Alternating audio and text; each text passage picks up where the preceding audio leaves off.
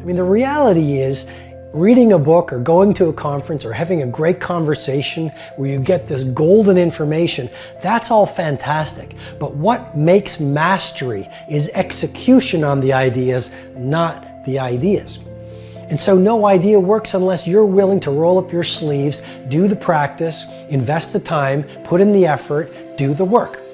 I think we've all observed a lot of people who they love reading the books. They love showing up at the courses. They do all the online training and nothing ever changes. And they say, well, I don't know why it doesn't change, why my life doesn't change, why my thinking doesn't change, why my performance doesn't change, why my relationships don't change.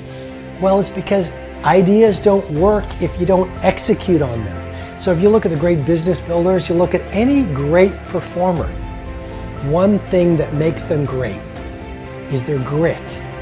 One thing that makes them great is their hunger to practice. One thing that makes them great is they are willing to sacrifice. I mean, yes, they're passionate, but did you know the root of the word passion is suffering? You've got to be willing to suffer for your vision. You've got to be willing to suffer to reach BIW, best in world. You've got to be willing to suffer the ridicule and laughter of your critics and your cynics to get to a place called world class.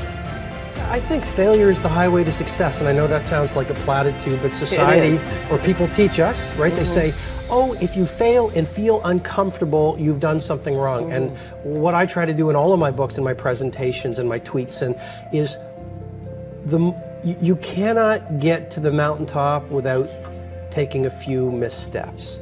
And so a business that wants to win, you have to outfail your competition. And as human beings, failure is not a bad thing.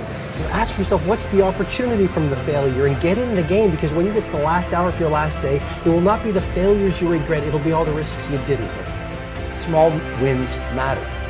I mean, we sometimes think that an epic life occurs one sunny Friday afternoon when the stars line up and something revolutionary occurs. And what I'm suggesting to you with great love and great respect is a great life is built not by revolution. A great life is built by evolution. Small and steady wins the race. What you do every day is far more important than what you do once every decade. I want you to really think about that idea. What you do every day is simply your life in miniature. And as you live every single day, so you're crafting your life. What you do over the next hours is really building your future. And if you can just get, and I can just get every single pocket of 24 hours right as best as we humanly can, the rest of our life is going to take care of itself. So small wins matter. The moment in front of the customer where the pull was to go average and you become a merchant of wow sets you up for the next day of a way of being of wow. The little win with your family when you feel like watching TV sets you up for another win the next day. A little win of getting up at 5 o'clock and running your morning routine sets you up for a habit of a 5 a.m. club morning routine. Small daily improvements over time will lead you to stunning results. Tiny wins are the way to greatness. And that's one of the things life has taught me. When you look at the great companies, whether it's an Amazon, whether it's some of the tech startups coming out right now, whether it's a Zappos, whether it's a FedEx, whether it's a Nike, whether it's a General Electric, whether it's some of the little shops in your neighborhood that we really admire because people still cook the food with love, or they serve the food with love, or people have an attention to detail. Great companies are built by those small, steady optimizations every single day. If you look at any great product, it wasn't just one day that built the great product. It was a culture and a mindset of daily innovation and optimization when done consistently over time, which led to world class. Even relationships. A great relationship, it's all about those small daily wins when done consistently leads to a lifetime of love. I was walking in the woods last week and there was an elderly couple walking in front of me, and they really stood out because they were moving fast. And they were also they had these ski poles. And so This is the autumn in my hometown, and they were walking with these ski poles, and so I sort of joked as I walked by them because it's pretty much only the three of us in this deep forest, and I said, "You're missing the snow." And they sort of laughed, and we actually walked for about half an hour. And we started going pretty deep. And they said to me, "We've been married 52 years." And I said, 52 years, what's your secret? And the woman says, "Well, I've had to put up with a lot," which made me laugh. And then it was all about the little, small, daily things they did to foster a lifetime of love.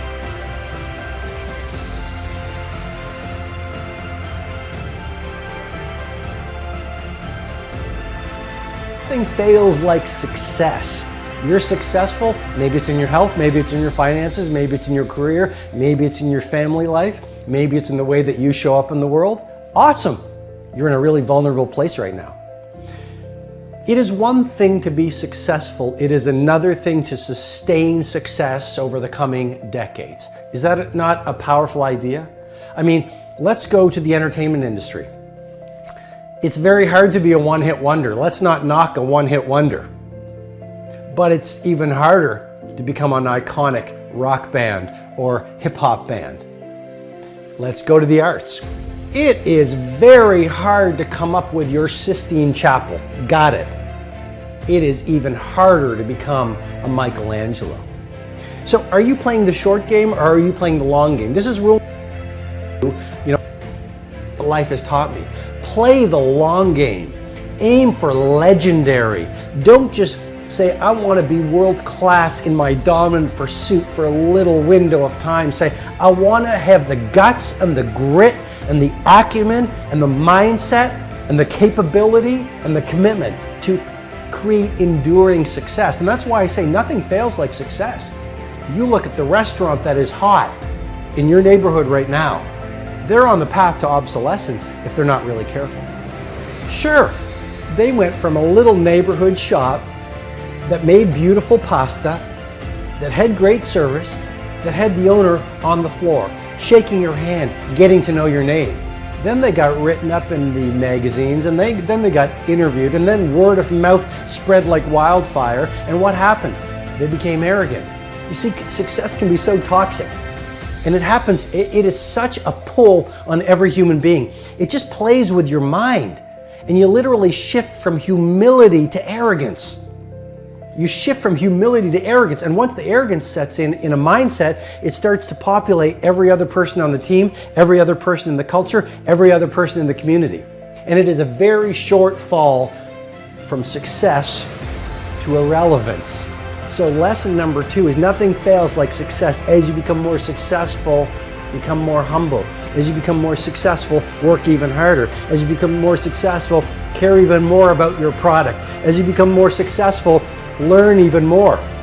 I invite you in, when you are the titan of your industry, be sitting in the room with 18-year-olds beginning their game. When you are the icon of your field, be the person who is up not at 5 o'clock anymore. Let's play at 4 o'clock, reading, listening to the podcast, writing in your journals, setting your goals, focusing on your intentions. As you become more successful, be more humble. As you become more successful, be even more punctual. As you become more successful, become even more passionate. As you become older, become even younger. Yesterday I was walking on the street and I met this man in his 80s. He said, "Robin, I finally retired." He's probably close to 90. And he is a legendary clothier in the country that I live in. And he just retired. And he started his shop, which is now an empire, in 1954. So I don't know what that is, but that is decades and decades and decades and decades. And he did not want to retire. He just retired, but he is still on fire to do amazing things.